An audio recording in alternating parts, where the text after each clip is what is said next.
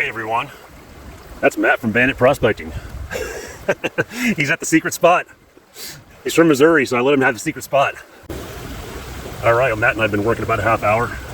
I'm working upstream. My usual spot is right here below. I'm actually working farther upstream. And in a spot that I've never worked, pretty nice flakes. There you go, it's a big flake for our area. So three of them in there. Matt's found some good ones too. There he is, he's working downstream. He's actually working in an area that I've never have touched.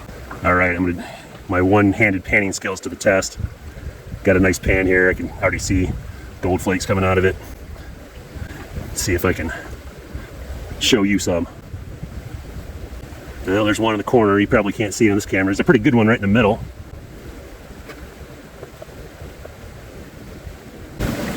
Oh yeah, these three. Oh yeah, some good ones in there. Ooh, whoa, ooh, oh boy. Oh boy. Okay. Yeah, we got a bunch in here. I'm gonna have to clean this one out more carefully. I'll come back with you. All right, guys. This was a pretty nice pan.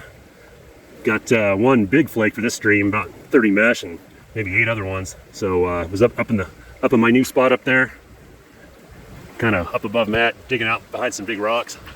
So I'll put Matt up there, and we're on the gold. All right, Matt's setting up the sluice up there. We're working the upper parts of our secret spot here. I actually worked over there against that grassy bank, which I've never worked before. I found that high flow tends to work well in this stream, and can confirm that. Got some nice action out of there. They're not huge, but got about 8 of them out of one gold gutter run. So should be a good place for Matt to run his sluice. I'm gonna keep exploring. All right, I'm gonna work a new spot. You can see here's the spillway. And here's a big old tree. And what's very curious about this spot is it's got under the tree there, there's a bunch of thick cobble. And even under the tree over here, there's thick cobble, which has obviously been there for many, many years. Well, I dug some material out of the those cobbles that were up on the bank underneath that tree. Pulled one flake out of there, so not too prolific, but it does kind of prove that there is gold in place on the bank here in the bank sediments. You're really not supposed to dig in there, and I didn't really dig. I just kind of skimmed off the top. But say hello to my little friend. 36-inch pry bar, and I pulled up this rock. So this rock's been here a while. So let's find out if there's anything under it.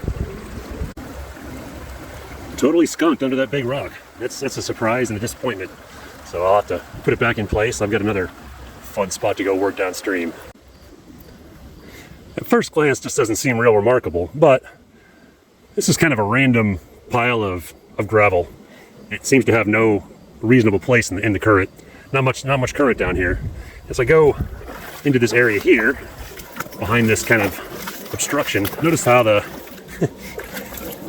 it gets real deep real fast. So about 2 feet deep in here. So it tells me, you can see here, someone's been excavating this hole. This is their tailings pile, and all the way up on the bank. So probably worth a shot to get in there and dig some, see what we can find. Wow, guys, I just dug out this old hole that people have been working. Look at all the gold sitting on top of there. Barely panned this down. I'm gonna take it back to my panning spot, run my magnet over it, I'll show you what I pull out. Well, ladies and gentlemen, that is a fat pan. It's as fat as they get around here. It's probably 20 colors, and they're not small, at least by flour gold standards. Those old timers, i.e., who knows, they were probably here 5 years ago. I think I know who it was, but I won't say. They were onto a good spot down there, so see if we can get some more out. Unfortunately, I don't have my GoPro, but I got my hand. I'm here at the edge of the old timers hole, and there's actually a piece of cement. It feels like a concrete culvert. Actually, it's kind of shaped like a culvert. Down here, about 1.5 feet down. I can't lift it up, so it's in there.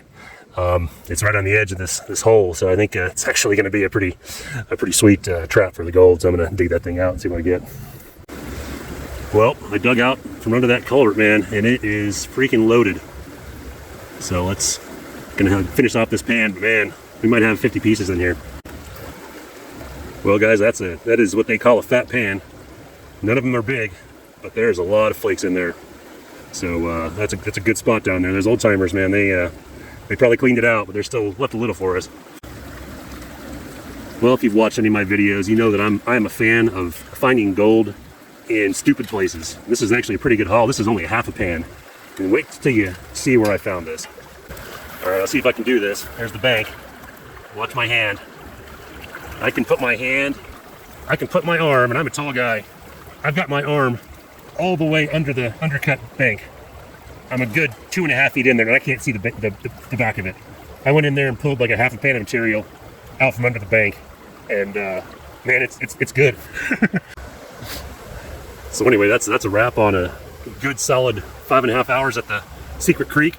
I think I recovered more gold than I've ever recovered in a day, and worked 5 times longer than I ever have. We put in a solid 5.5 hours down here. It was great having someone to shoot the breeze with who actually likes gold prospecting. So yeah, I'll clean it out back at the shack, do a snuffer dump, and show you what I got. All right, guys, here's the day's haul from my visit to the Secret Creek with Matt from Bandit Prospecting. If I can get it to focus, that's a nice haul. One of my biggest ever. So I'm gonna clean this out and get it weighed up.